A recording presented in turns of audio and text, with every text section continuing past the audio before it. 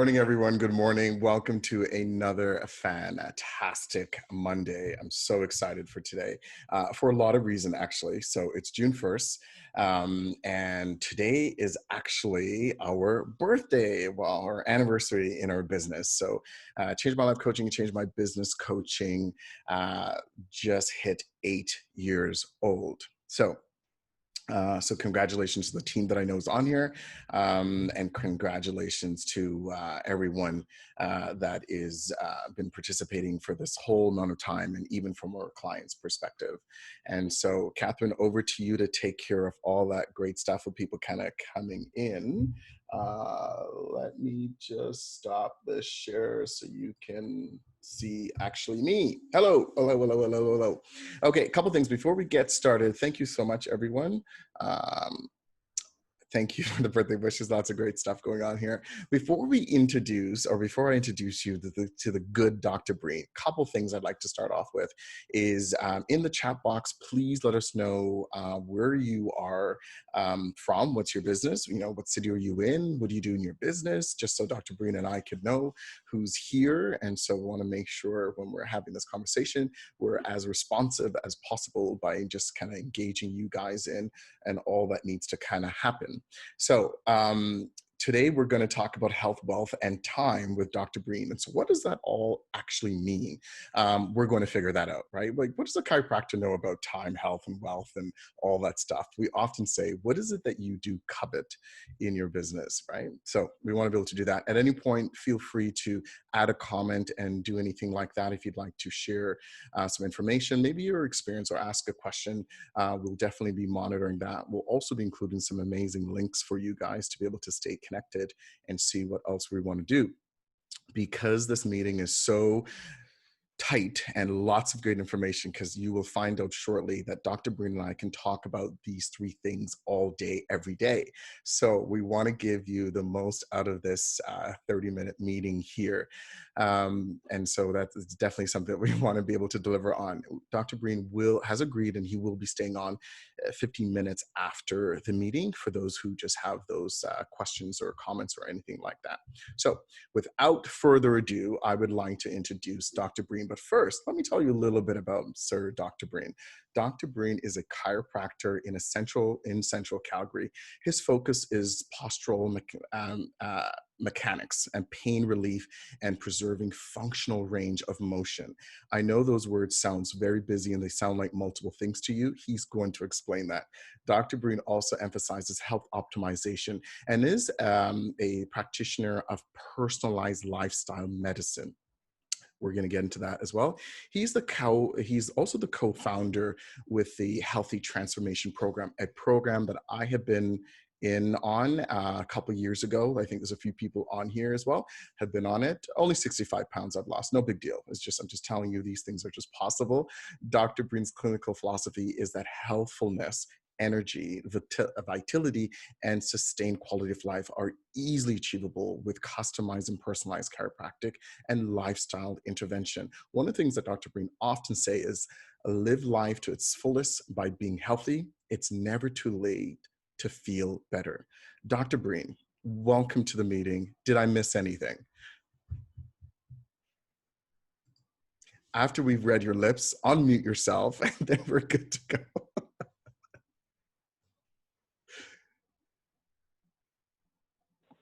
We were kidding earlier that I needed a personal assistant, and right now you're it. Apparently, welcome. Happy birthday, Kyle. You look you. a little older than 8, but it's only the gray in your beard that gives that away. Yeah, it's because I dyed gray. I dyed gray for wisdom. I'm going to send you an avocado with a candle in. That's brilliant. That's brilliant. So, Dr. Breen, let's talk about this for a second. Let's just talk about this for a second, because I really want our listeners and people who are viewing as well just to really kind of understand. When we constantly talk about what is it that you covet, and we often say, is it health, wealth, and time? And so what do you mean by that? Yeah. Well, we live our lives, starting out at a young age, and at a certain point in kind of the socialization process, we start to look forward. We start to try to plan our future and try to see the things that we want. And typically, what happens is that we desire to have time to do the things that we want to do, whatever they may be. And it can be all kinds of different things, but we want time. And the way life unfolds, sometimes we get quite busy with all kinds of things, running businesses and raising families and lots of different things. And time seems to be kind of taken away from us. And I think everyone listening has had a circumstance where they may have said to themselves, geez, I wish I had more time to do blank. And one of the other things that we also covet is wealth, is to have money. And I'm not talking about a billionaire kind of wealth. I'm just talking about the kind of wealth that allows us to participate in life and to enjoy life to the extent that we have seen or envisioned, perhaps. And boy, you do a lot of work in that area and helping people see where they want to go. And that's a wonderful thing. The trouble is that there's another part to the equation, and the other part to the equation is actually health. And yet in our culture, we tend not to seek out healthfulness as part of the formula. And yet it's really a very fundamental piece of the formula. You might know this already, Kyle, I might have mentioned it, but in Canada, 89% of the population is going to die of a chronic disease. That's 9 out of 10 people. 89%. It's a remarkably high number. And so how is it that 89% of the people can die of a chronic disease, and yet at the same time we're wanting to increase our wealth, and we're wanting to have access to time so that we can enjoy our life? So if I could, Kyle, is it okay to show these things? Or just a little kind of graph stuff that please. Yeah, if you could break that down, because I think that's the main thing for a lot of people is we hear those three things, and then we often wonder, yes, we know the thing about time, right? And you hear, right. Often we'll talk about, you can never find 5 minutes ago, right? You can never find 5 minutes ago. It's not a renewable resource. So please break this down for us. What does this look? There's a little kind of graph. I like graphs. Health, wealth, and time on one side, and this is the graph of time. We start at the beginning of our life, and we are raising families, and as we go towards the end of our life, and this is a very general thing, but as we get older, time tends to increase. Oh, pardon me, I did that back to front. That's time right there, but wealth, in fact, is the same. We start with not much. We're spending money raising families, and then toward the end, we have wealth accumulation to the extent that's unique to all of us. And there's time and wealth together. They're kind of parallel courses. And then we look at that one, and then we compare that to the health curve. Whoa, it's the opposite. We start out generally healthy, and then for many people, again, I said 89%, almost 9 out of 10 people will die of a chronic disease. That right there, Kyle, that's the course of chronic disease. It doesn't just hit you at the end. It hits you somewhere through the middle, and then you're never the same again. And that's a really quite important point. So when we put these things together, here is the conundrum that exists. That's health, wealth, and time. Okay, Dr. Breen, hold on there. I have to interrupt you. Keep that up for a second. Just hold that up for a second. So you're telling me it's possible that, and I know there's some financial advisors on here who, again, Dr. Breen says, I'm going to have wealth by the end of my life, right? Later on in my life. So I want to make sure that's happening. So what I'm saying, and all jokes aside, what I'm saying is that, what I'm interpreting from that is that one can potentially have a lot of time and wealth, but is sick. 100% correct. Again, I've made the point already a few times. This is 9 out of 10 of us. This is not a small number. A lot of people get so ill towards the end of their life that they truly have the inability to enjoy the things that you brought up at the beginning, the things that we envision, that we want for ourselves, and health becomes the reason. Now, then we're just talking about retirement. This could actually be the ability to run your business, the energy to run your business, the capacity to have novel thought, to think well, to do all of the kinds of things. This is all connected to health, and yet it's not plugged into that equation as much as it ought to be. And that's not a problem with the financial planners, for sure. That's a cultural problem. That's the consequence of us not valuing long-term healthfulness. And that's the business that I'm in, and yet the influence or the impact of long-term healthfulness is ubiquitous. I mean, it affects every single thing that we do. Business, recreation, personal sense of value. Everything is connected to how well we are. And when we're not well, the sense of personal value that we have in any aspect of your life that's important becomes compromised. And so that's regardless of if you're a student, if you're a leader, if you are at home, stay-at-home parent, if you are a business owner, right? If you Mm-hmm. don't have that optimal health, then everything, it just seems labeled. I know that was my story prior to Mm-hmm. joining the healthy transformation, right? It's just I mean, I Mm-hmm. could do it, but things got tiring. Like it was just tiring at the end of the day. Yeah. And the thing that's really interesting to me about this, and it relates to your business, Kyle, Mm-hmm. is people will perhaps come to you and say, why am I struggling?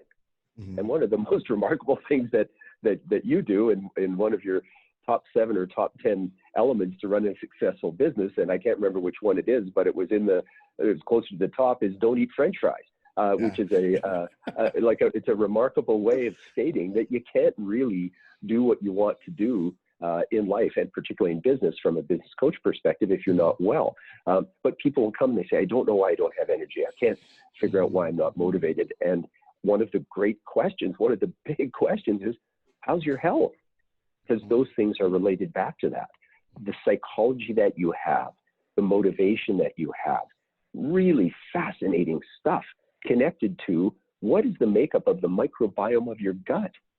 Holy mackerel, this is an interesting thought, is that the ability for us to actually generate thoughts and come up with concepts and new ideas is in fact related to how well our microbiome actually speaks to our brain, what's called the gut-brain axis. And the ability of that to function properly is absolutely connected to every thought that we have. Perceptions, interpretations, motivation, all connected or can be connected to that element, and it's a really, really key thing. So these are not separate things; they're remarkably interconnected. Personal growth, business growth, and healthfulness. So one more picture. Go ahead. Yeah, because I'm just curious around when you say microbiome of a gut in layman's term, just asking for a friend, what exactly does that mean? The microbiome is the multitude of microorganisms that actually exists on us, and particularly in us, a great number of which are living in our gastrointestinal system. Boy, this is the part that you and I could talk about for hours. So if it turns into a runaway, you're going to have to grab me. Every human being has about 10 trillion cells.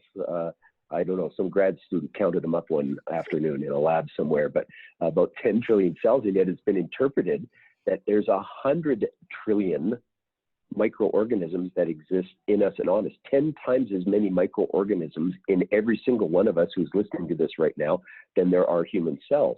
And then the thing that makes it even more remarkable is that we have our own DNA, right? We have our genes, and I won't go into the whole details of that, but so do the bugs. Mm-hmm. Bugs have DNA as well. And when you look at the total volume of the DNA of the bugs and the total DNA of us at this very second, only 1% of the DNA that's actually functioning in your body right now is your own. 99% of the DNA functioning in your body right now is the DNA of the bugs. So it is this remarkable interactivity between our DNA and the bug's DNA that makes you and makes me in all the different ways that we function, physiologically, biologically, how we interact, remarkable stuff. So I'm full of bugs. Can I say that to Christopher? Like he's full of bugs. Can I say that? Yeah. It's not a good moment right now to be a germaphobe. We got to get past this for this meeting. Right. Got it. So, okay. So Dr. Breen, you have another chart there. I'd love to see it because I want to understand, what is the mindfulness? Where should one be when we talk about being mindful when it comes to optimizing our health? Like what mindset does one need to be in? Boy, that's and then neat. we can get into some of what are some actions. Before I show the picture, the first piece of mindfulness is that it's possible. That's a key thing. There's a lot of unhealthy people out there who think this is their lot in life. And boy, I'm super happy to be able to tell you that that's not the case. You can do all kinds of things to make yourself well at pretty much any point along this. So here's the last one. There's the declining health curve. And you might see right at the top, I put rectangularization of health decline. really this is what we should be seeking, is a very slow decline, minimal decline in our health. And then we get to a certain point and there's a rapid drop. And yet this constitutes a very, very, very small percentage of the people in our culture. And this represents the majority. So what happens? There's this giant gap in here. And what does that gap represent? That's quality of life. It's quality of life that we're missing. And it could be anything that you can think of. It might be playing with your grandkids. It might be running your business. It could be hiking up a mountain. You know, anything that you can imagine of the things that you said earlier on that we covet, that we want to be able to do, is compromised because of that. And health optimization, therefore, is the approach to improving your healthfulness by way of conceptually simple things. It certainly requires application, but not the least of which is food. Determining the outcome that we have with our health is significantly influenced by what we stick between our lips, not just today, but every single day and every single meal. And when we do that really, really well, and this is without hyperbole, the impact that this has on the outcome of our life, of our business, of our relationships, of everything that we do is impacted by this single thing. And sadly, we've grown up in a culture, all of us to a large extent, where that piece that I just said has been not only not emphasized, in fact, it's probably been de-emphasized to the point where some even health providers in some circumstances say it doesn't matter what you eat, at which point I would pull my hair out if I had any. But I don't know what that feels like, but so we can't fall into that trap anymore. I mean, what we do with the food every single day is so foundational to everything that we do, including what you do in your business, and part of the reason why people have come to listen to your mindset meetings. Two things, Dr. Breen. One, what you just said about food reminded me of something my mom has said when I was quite young, and I think sometimes she still says it. But you know, you get to a certain point, you just start tuning in and out, right? But she said it quite often, and I think most parents say this as well. You know, be mindful of what you put in your mouth. Right? And that still holds true around being mindful of the things that we put. The second part is, and I know with you run the Healthy Transformation Program with my business partner, Christopher Lawrence. And one of the things that I know we got out of it is both of you actually shift my mindset when you made the statement around what food actually is, because the common perception is food is fuel. But what is it that you and Christopher often say when we talk about what food also is besides fuel? Yeah. And one of the classes that we run, we do exactly as you remembered. I ask people, what is food? And they go, well, food is energy, or food is fuel. And we go, yes, but that equates food to gasoline in an interesting way. And it's so much more than gasoline. And people say, well, food is nutrients. Well, yeah, for sure it is. You know, it's carbohydrates and it's proteins and it's fats and it's other kinds of micronutrients, and that's it. But really, when you get right down to it, and I'm glad you brought this up, Kyle, because it's a concept that is so lost and not only underemphasized, it's not even stated, that food, every single forkful of food we put in our mouth is instructions. Wow. It's the code, if you want to think of it from a computer perspective. It's the instructions that allows our body to function properly. So the question that we pose to people in the Healthy Transformations program and help them to understand this, and as I'm saying now, when you eat, a good question to ask yourself is, what are the instructions that I am currently giving my body? Certainly the Canadian breakfast of champion is Tim Hortons and Timbits, right? And so if you're about to stick one of those between your lips, you have to ask the question, what are the instructions that I am actually putting between my lips right now?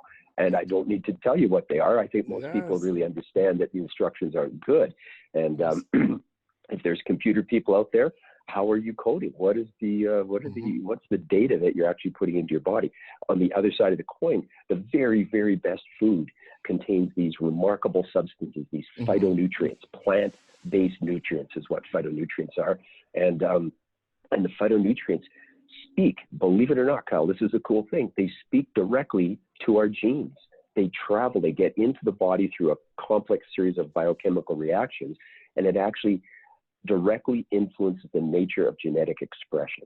So you can control the output of your genes by optimizing your food, and you can actually produce adverse genetic effect by doing the opposite.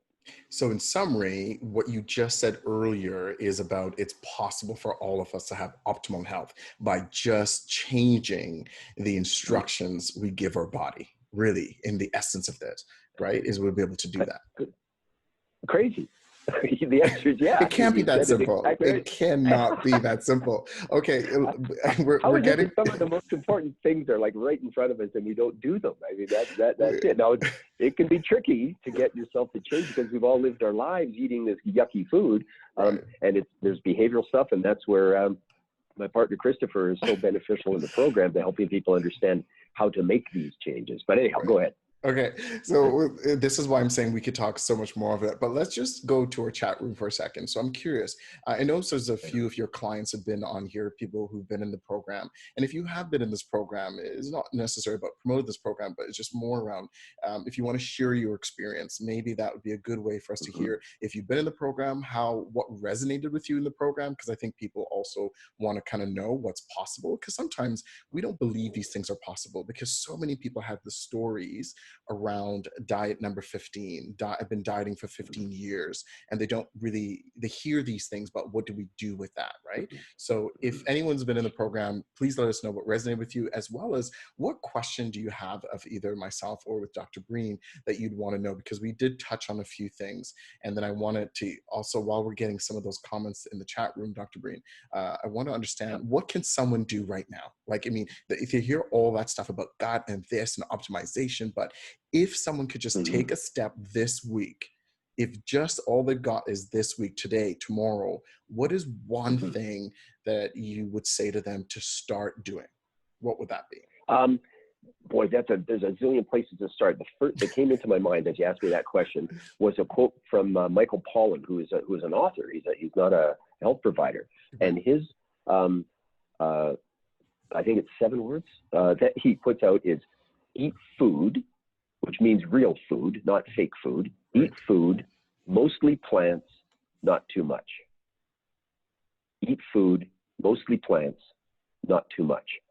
And that very, very short thing speaks to a huge amount of information. Real food, plant-based diets, the science is overwhelmingly positive, and that speaks to these nutrients that are in the plants that help to drive the positive genetic direction, and not too much. Again, that's one of the big things, is that we've fallen into this phenomenon in our culture, particularly Western and North American culture, where the volumes of foods that we consume are so much more significant, and yet all the data is saying that caloric restriction diets have remarkable impacts on improving health outcomes, longevity in particular, that's a key one, but also not just living long, being sick, living healthfully longer, or what we call health span as opposed to lifespan.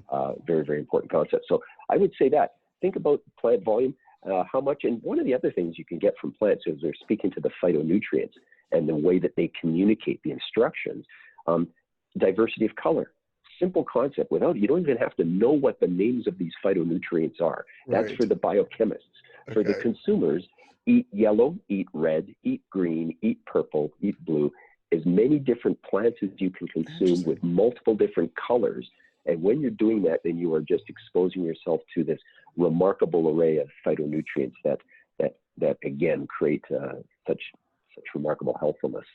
Okay. There's a couple things I want to just mention here before we wrap up, but I love what you just said about eat colors, right? It's really about, if you don't even, because sometimes people get caught up in how much broccoli? Is it beans is better than broccoli? Is it green? Yeah. Eat it, right? Yeah. So if it has those things, because you can't go wrong with it.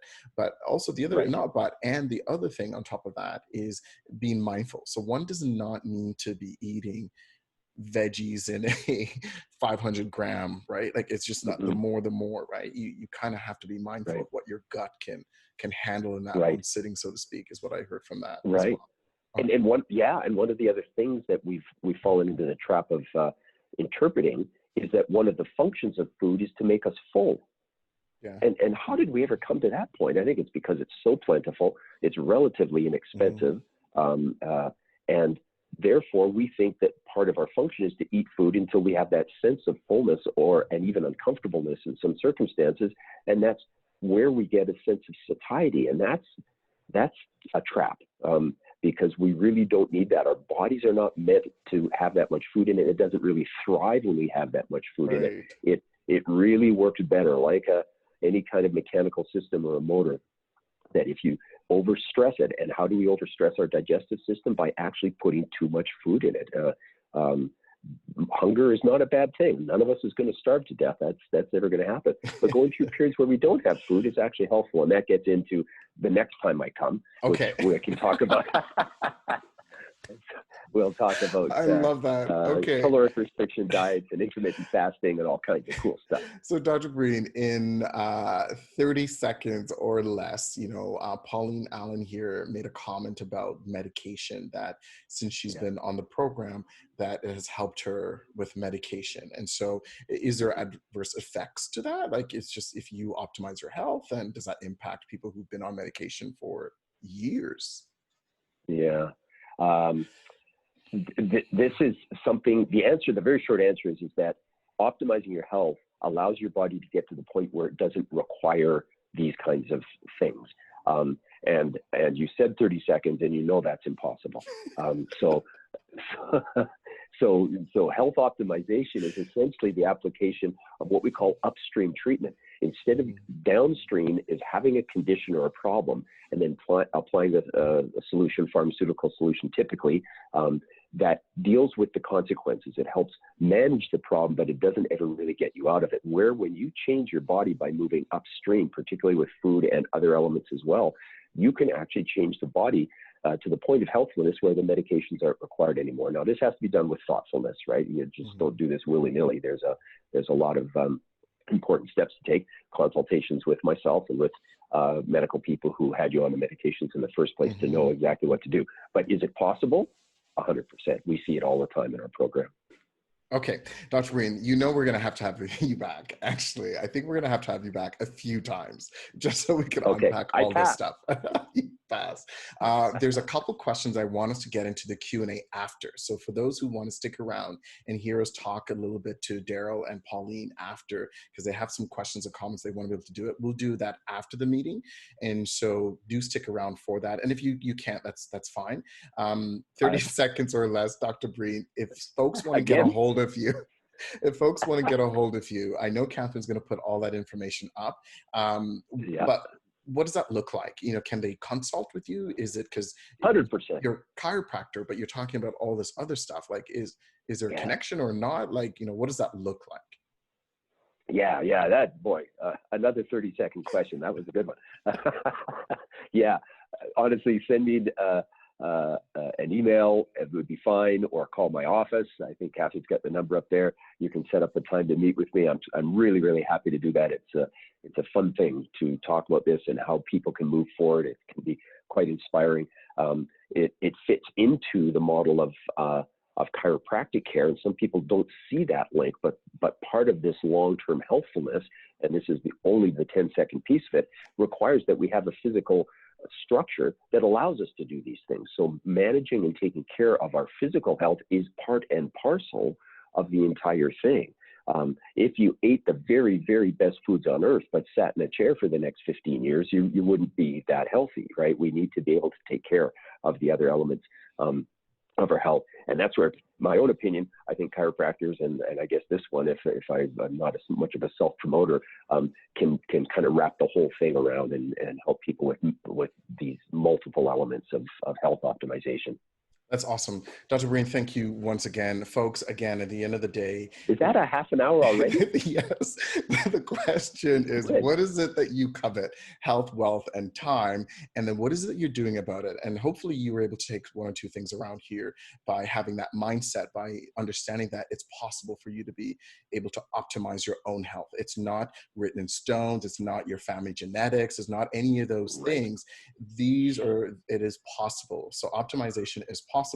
please reach out to Dr. Breen. He'll be able to connect with you on that. And if you heard nothing else, I hope you heard that eat colors. Eat your colors. Be mindful of what you're eating. And remember that food is also instructions to your body. So what instructions are you putting in your body? Think about that as you have your breakfast or lunch or dinner today. We will see you next week, where we will have Motivational Mapper here. The creator of Motivational Mapping, or my co-host, is James Sale. He will be with us next week. Thank you all so much for attending this morning. I apologize, we went over a little bit, only because it's a few 10 seconds. That's my fault. We will see you next week. Stick around for the Q&A. Take care.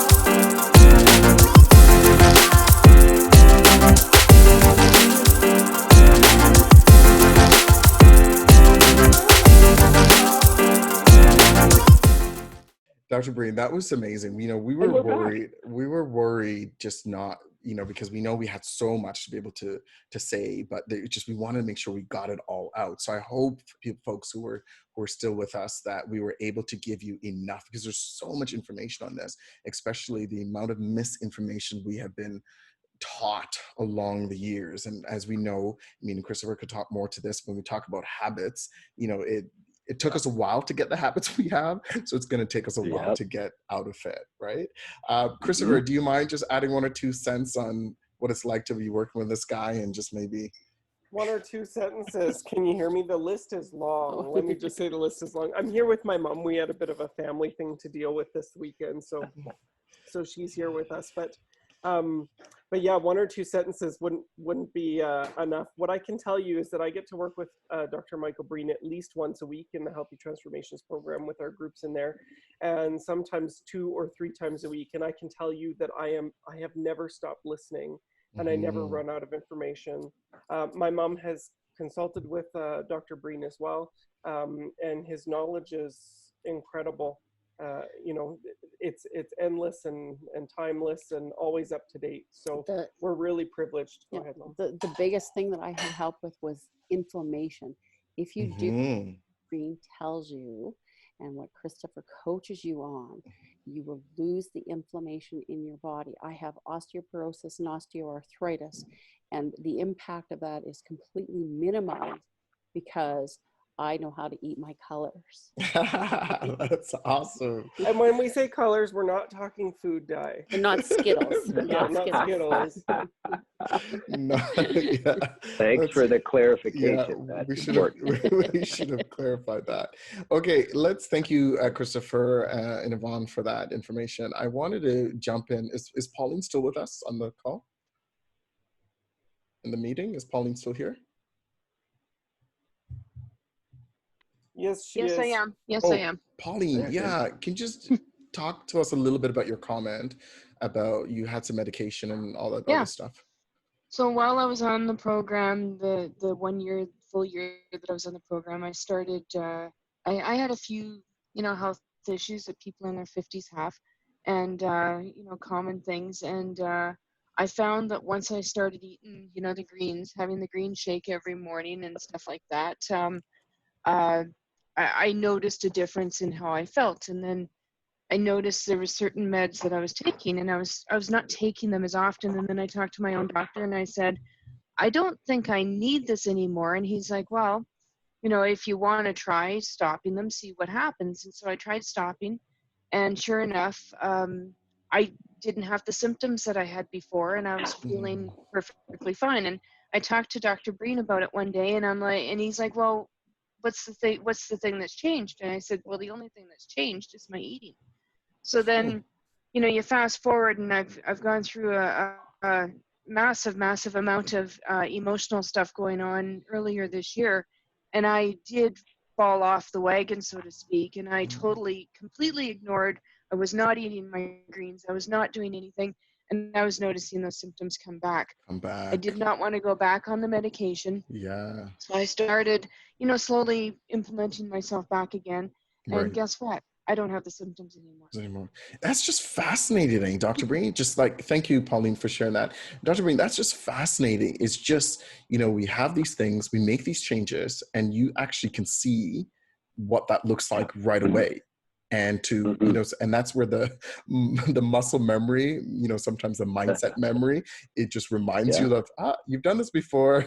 This is what it looks like. Right? And that was it. Like, I did notice a really fast change back when I went back to eating this way again. And, am I perfect in it? No, absolutely not. Still going through some other stuff. And there's some days where it's just like, yeah, you know what? But for the most part, I feel better when I'm following the plan. Brilliant. What we say, get back in the box, right? Pauline, thank you. That's very inspirational. Thank you. Any comments on that, Dr. Breen, before I move on to someone? A couple points. One, and again, the sales piece, which is not intended to be a sales piece, is the program is so great because we are dealing with both physiological health and behavioral-based health. And Christopher can speak to some of the comments that Pauline made there about what she did about kind of getting off track and getting back on again, the reestablishment of behavioral patterns. And the other thing that struck me was that there are so many people out there who are on medications who really, truly, and honestly think that this is the only way for them to continue to live, point one. And that number two is that this is how they can be as healthy as they can be. They really believe that that's the case, and that's not their fault. That's the culture in which we live has gotten all of us to interpret that our healthfulness is enhanced or amplified or maintained or sustained by this downstream-based treatment, and that's unfortunate because it's the slow decline. You guys all remember the red line on my chart. That's what happens when you follow that model. That's where you're going, and I say it without being too harsh. That's just the reality. We know that that's the outcome. So to get to that mindset position, the mindfulness that, you know what, I can be better than I am, and I don't have to follow this model that culture, and particularly the healthcare culture, has set out for me.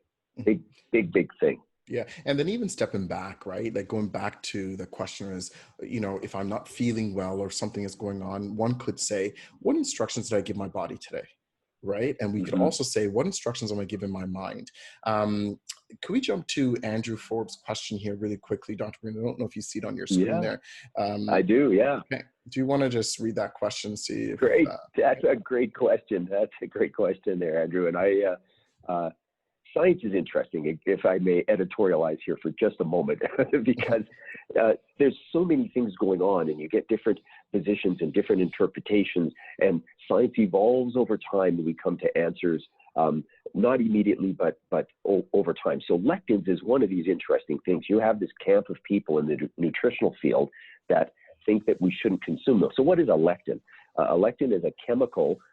It's a phytochemical. It's a plant, right? It's one of the things I mentioned earlier. Go ahead. Yeah, sorry, Dr. Breen. I just want to, if we could just read the question, just in case someone is listening, they won't know what the question was that Andrew asked.